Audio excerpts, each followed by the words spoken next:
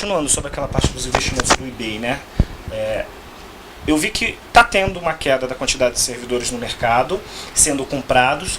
Empresas como Dell, empresas como HP, empresas como IBM, outros fornecedores de servidores, eles estão adquirindo empresas de cloud computing. Por quê? Nos balancetes trimestrais ou nos balancetes anuais, nos seus reportes, está havendo a queda na venda de servidores. Porque muitas empresas que estão começando, ou empresas que já estão muito sólidas há décadas, estão mudando várias partes dos seus negócios para cloud computing. Você tem visto isso? Isso é um ponto, sim.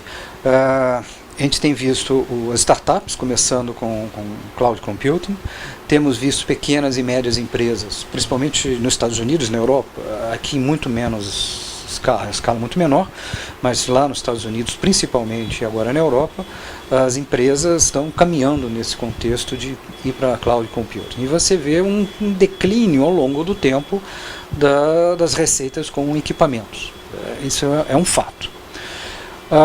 O modelo de cloud computing é um modelo que no início ele gera muita desconfiança, é uma novidade. Não a tecnologia em si, que são tecnologias que ao longo dos anos foram amadurecendo. Virtualização está aí há mais tempo do que você tem de idade. Verdade. Mas o conceito em si, né, a maneira de se pensar de forma diferente na entrega e consumo de recursos computacionais. Isso vai mudar e muito. De um lado, os consumidores de tecnologia, e por outro lado, os fornecedores de serviços e produtos de tecnologia. A mudança nos dois lados. Que vão ter que mudar a forma que vende um serviço e um produto. No caso, sair de produto e vender serviço, né? Exatamente. E a qualidade, né? Você não vai vender mais assim, vamos já começar com 140 GB e 8 cores de CPU. Não. O que você precisa hoje? Exatamente. E vamos crescer e vamos diminuir de acordo com a sua necessidade. Exatamente. Isso muda muito a maneira das empresas ganharem dinheiro hoje. Isso muda a maneira interna delas trabalharem, porque a própria remuneração do pessoal de vendas é diretamente ligada às comissões de vendas sobre equipamentos ou software. Isso vai mudar ao longo do tempo. Não é uma mudança de um dia para o outro, é uma mudança que vai levar alguns anos, mas vai sim fazer uma transformação muito grande na indústria como um todo. Vamos imaginar software. Software, você hoje vende uma licença de software e na prática, muitas vezes, você, uma vez que colocou o software na casa do cliente, se ele vai usar bem ou vai usar ruim, não é muito um problema seu, é mais dele. Se ele configurou errado, se ele não está usando de maneira adequada.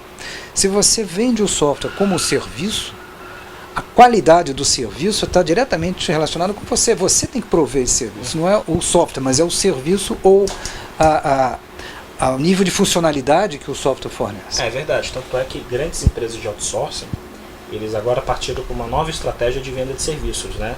Por isso eu estiver errado, que é o quê? O cliente precisa de um software. Em vez dele vender a licença, ele vai vender o serviço. O que é o serviço? Eu te dou a licença, mas o suporte é meu.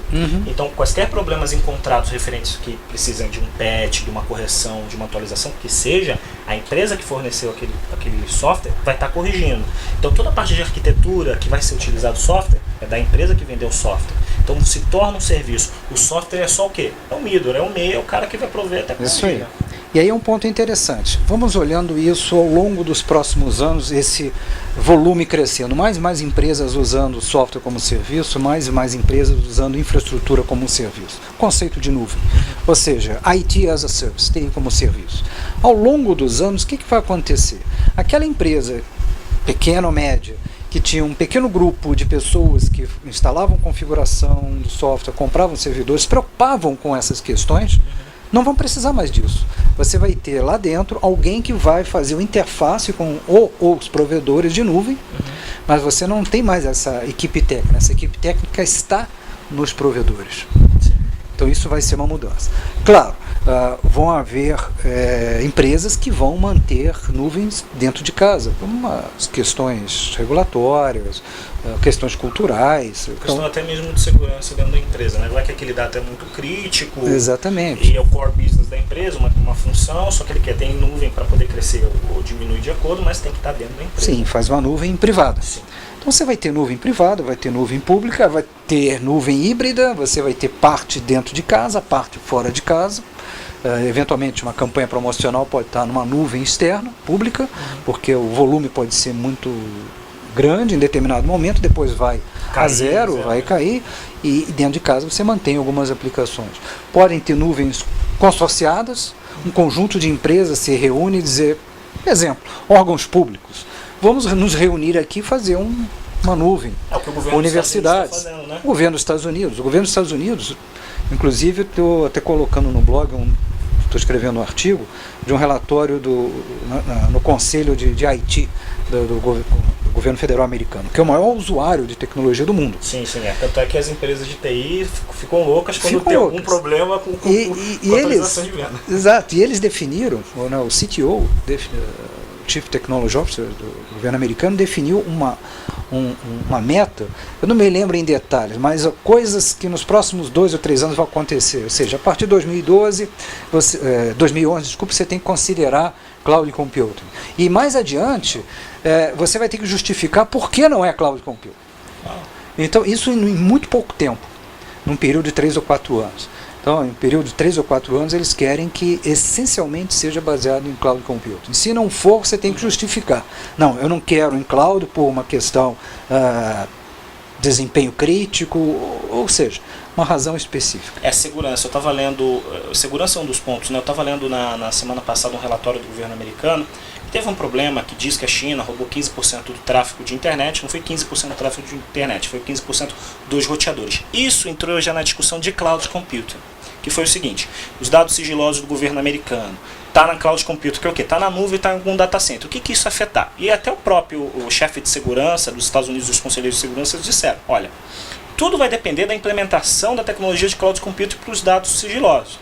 É claro que a gente não vai botar dados sigilosos espalhados pela internet. A gente vai ter esse cuidado para colocar aqui dentro das empresas. Então, assim, o governo americano já está falando, fato, vamos para Cloud Computing e estamos vendo a segurança. Por quê? É o tema mais abordado por empresas e por CTOs, CEOs, quando estão falando segurança. Por quê? Tem aquele medo que, o dado está na nuvem, o dado está num data center. Como eu vou acessar? Tecnicamente a gente explica, vai ter uma VPN, vai ter um SSH. Mas e quando o dado é roubado, entre aspas, pelos chineses? O que é feito? O que você está ouvindo sobre isso assim do mercado? O que você tem ouvido de comentários aqui no Brasil? Essa questão de segurança é realmente importante. O Cloud Computing ele é mais um desafio na questão da segurança no cyberspace, né, no ciberespaço.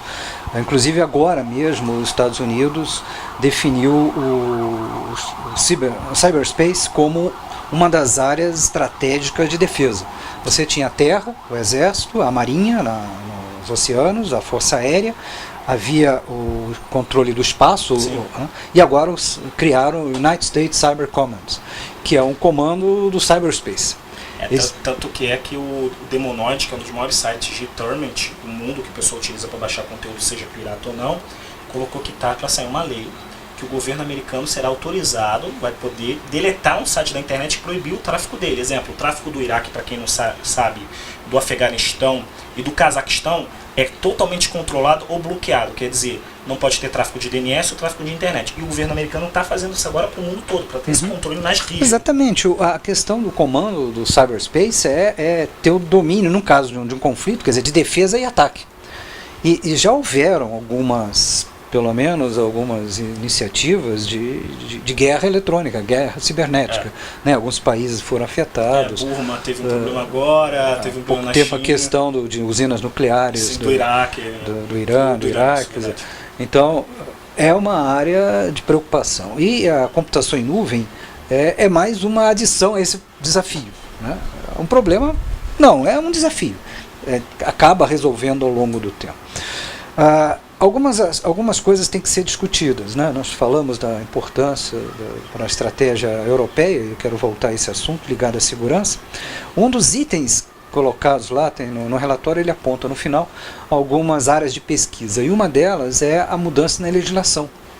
Mas por que, no caso? Por quê? A legislação como nós temos hoje está muito focada na propriedade física, intelectual e física, né? Ou seja, os dados estão aqui no meu território, e à medida que eu começo a quebrar essas barreiras, eu tenho que haver algumas mudanças nos próprios aspectos legais. Então, uma das áreas de pesquisa que os europeus estão começando a olhar com atenção é como a legislação vai funcionar no mundo onde a informação pode estar espalhada. Hoje você tem esses problemas de questão de segurança, que vão continuar, né? E tem muitos desafios pela frente. A questão de você ter dados fora do seu território, isso a legislação pode permitir para um usuário final, mas eventualmente dados críticos do país não devem sair. Algumas empresas e alguns países hoje têm restrições muito sérias nesses aspectos. Sim, né? a Alemanha tem, vários Alemanha, países. a França, por exemplo, o Canadá não permite que arquivos de empresas estratégicas fiquem residindo em outros países como os Estados Unidos por causa do Patriot Act, que em caso de suspeita de terrorismo os dados podem se eu ser... não me engano, é um dos únicos países na América Latina. Outro dia desse eu estava pesquisando e a Argentina tem isso. Não sei o que tão seguro que a Argentina tem de papéis, mas ela tem isso aqui também. Na América do Sul tem. Eu fiz uma consulta e até postei no blog que ela está em vermelho, que é o país que tem um controle rígido quanto à segurança dos seus dados. E é importante que a Argentina está buscando um posicionamento, se tornar um player na área de cloud computing.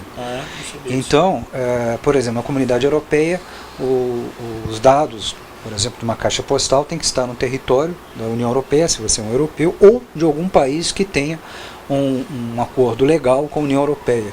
E nesse caso tem que ter os mesmos critérios de segurança e um acordo judiciário que permita acesso livre. A Argentina está se posicionando e assinando esses acordos. Porque assim, o maior problema, eu acho que nisso tudo, é o nível de criptografia utilizado nos dados. Porque assim, não sei quem está vendo sabe, mas quando os Estados Unidos criam um novo padrão de criptografia, seja chaves com 4028, 2048, que seja a quantidade, o tamanho do hash, é sempre menos 1 a tecnologia para os outros países, seja Brasil, seja Europa, tudo mais.